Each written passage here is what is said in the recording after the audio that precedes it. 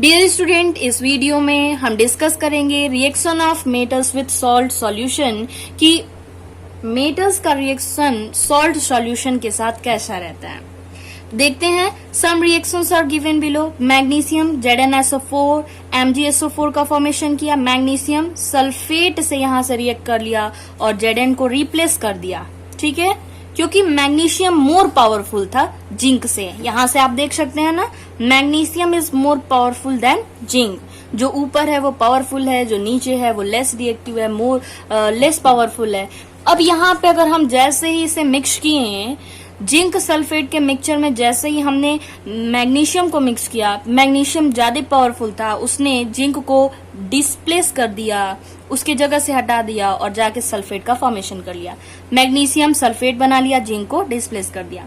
Magnesium ferrous sulphate में जैसे ही हमने मैग्नीशियम को डाला, मैग्नीशियम हाईली रिएक्टिव था, इसलिए मैग्नीशियम ने फेरम को, आयरन को डिस्प्लेस कर दिया और मैग्नीशियम सल्फेट बना लिया। मैग्नीशियम कॉपर सल्फेट में से कॉपर को भी डिस्प्लेस किया। अब देखते हैं जिंक जो है FeSO4 फेरस सल्फेट में से फेरस को डिस्प्लेस कर दिया, क्योंकि जिंक हाईली रिएक्टिव देन है किससे, आयरन से।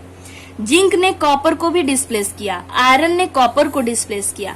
When one metal displace other metal from its solution, जब एक मेटल किसी सॉल्यूशन से उससे कम या दूसरे मेटल को डिस्प्लेस कर देता है, तो इस रिएक्शन को कहते हैं डिस्प्लेसमेंट रिएक्शन। बट ये रिएक्शन हुआ क्यों, डिस्प्लेस क्यों किया? रिएक्टिविटी सीरीज के बेसिस पे, रिएक्टिविटी के बेसिस पे कौन सा मेटल ज्यादा पावरफुल है, इसके बेसिस पे इसने क्या किया, डिस्प्लेस किया। फ्रॉम द एबव ऑब्जर्वेशन, ऊपर के ऑब्जर्वेशन से हमने देखा, we can say that more reactive metal displace less reactive metal. हम कह सकते हैं कि more reactive metal less reactive metal को डिस्प्लेस कर देता है फ्रॉम इट्स सॉल्यूशन, अपने सॉल्यूशन से। So according to reactivity the 5 metals are arranged as, और इसके रिएक्टिविटी के बेसिस पे हमने 5 मेटल को अरेंज किया। Sodium is more reactive than magnesium, magnesium is more reactive than zinc, zinc is more reactive than Fe मतलब iron, and iron is more reactive than copper. Okay, next हम बात करेंगे reaction of metal with base. Metals, reaction of metal with base, reaction कैसे होता है metal का base से। All metals do not react with base at room temperature. जितने भी मेटल्स होते हैं ये रूम टेम्परेचर पे बेस से रिएक्ट नहीं करते हैं। Take a solution of sodium hydroxide in a test tube. Student देखते हैं इसमें क्या करना है। Add a small piece of the aluminium to it. Observe the reaction. Put the burning matchstick on the mouth of test tube. It burn with pop sound. Student आपको बता दूं, pop sound का प्रोडक्शन, जब hydrogen gas का production होता है तो उसे पॉप साउंड का प्रोडक्शन भी होता है। ठीक है, पॉप साउंड मतलब जैसे ही मैच स्टिक हम उस टेस्ट ट्यूब के नेक के पास लेकर के जाएंगे तो पॉप साउंड आएगा। This show hydrogen is produce in this reaction. Pop sound का मतलब ये है कि हाइड्रोजन यहाँ पे प्रोड्यूस हुआ। This reaction is as follow, और रिएक्शन आपको बताया गया है आगे। देखिए, एल्यूमिनियम को हमने डाला, सोडियम हाइड्रोक्साइड में थोड़ा सा वाटर डाल के हमने एल्यूमिनियम को डाला, तो यहाँ पे हाइड्रोजन गैस का प्रोडक्शन हुआ और साथ में सोडियम एल्यूमिनेट का प्रोडक्शन हुआ। On the basis of reactivity the metals are arrange in the form of the reactivity series as given in the table. Reactivity के बेसिस पे से हम रिएक्टिविटी सीरीज में मेटल को हमने अरेंज किया है, जिसे आपको लर्न करना है। लर्न करने का तरीका हमने आपको बताया। ठीक है, नेक्स्ट हम देखेंगे कोरोजन ऑफ मेटल। मेटल्स का कोरोड होना, खराब होना, क्षरण होना, क्या है ये? As explain earlier in this chapter, जैसा कि इस चैप्टर में पहले बताया गया है, certain metals like iron and copper when expose to moist air, जब कुछ सर्टेन मेटल को जैसे आयरन एंड कॉपर को when expose to moist air, जब मॉइस्ट एयर में से रखा जाता है, get covered with a colour layer, तो इसके ऊपर एक कलर का, एक स्पेशल टाइप के कलर का लेयर बन जाता है। Iron become brown, iron brown colour का हो जाता है क्योंकि उसमें जंग लग जाता है, रस्टिंग हो जाती है। कॉपर टर्न ग्रीन, कॉपर में ग्रीन कलर की रस्टिंग हो जाती है।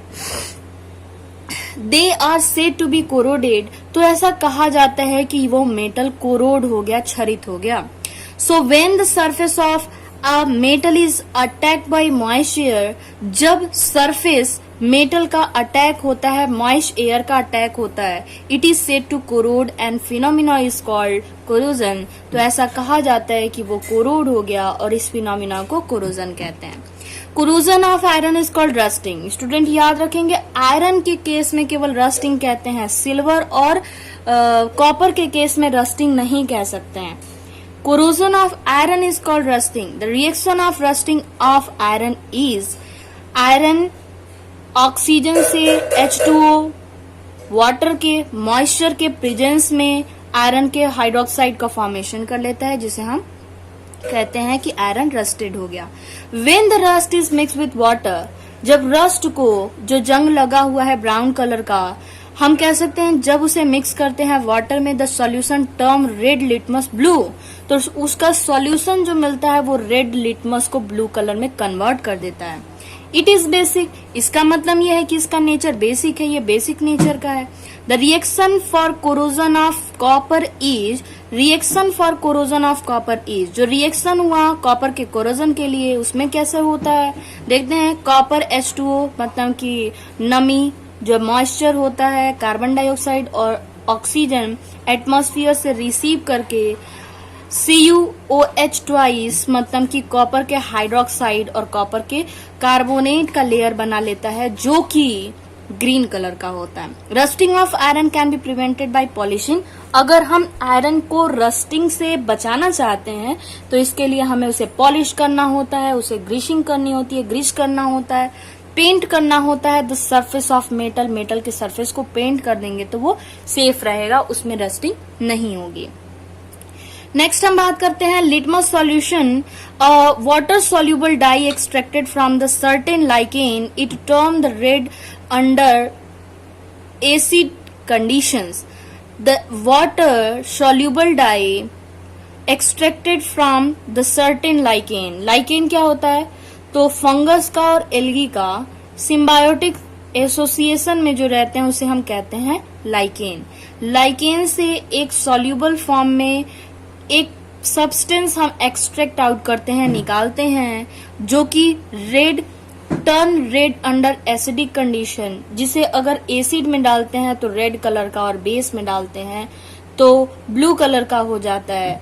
उस सॉल्यूशन को ही लिटमस सॉल्यूशन कहते हैं। रिएक्टिविटी सीरीज क्या है?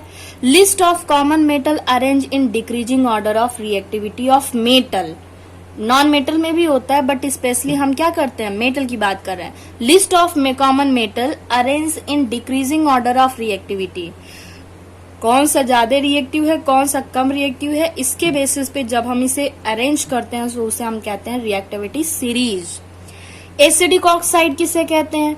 एसिडिक ऑक्साइड और नॉन मेटोलिक ऑक्साइड, नॉन मेटल के ऑक्साइड को एसिडिक ऑक्साइड कहते हैं। Which form acid when dissolve in water, जब उसे वाटर में मिक्स किया जाता है तो वो एसिड का फॉर्मेशन करता है। सेम वैसे ही बेसिक ऑक्साइड क्या है, तो ये मेटल का बना होता है और वाटर में डिसॉल्व करने पे बेस का फॉर्मेशन करता है। Metallic oxide which react with an acid to form salt and water.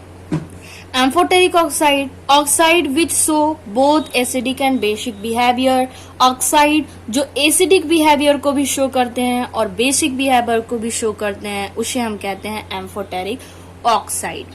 Corrosion क्या है? The process of slow eating away of metal, मतलब धीरे धीरे मेटल्स का खत्म होना, क्षरण होना, खा जाना या फिर नष्ट हो जाना due to attack of atmospheric gases, atmosphere में एग्जिस्ट करने वाले गैसेस के वजह से, and moisture on its surface, और उसके सरफेस पे प्रेजेंट रहने वाली नमी के वजह से जब कोई मेटल खराब होने लगता है तो उस प्रोसेस को कहते हैं कोरोजन। सो स्टूडेंट, आज के लिए सिर्फ इतना ही। कल हम बात करेंगे या नेक्स्ट वीडियो में हम डिस्कस करेंगे chemical properties of non metal. Okay.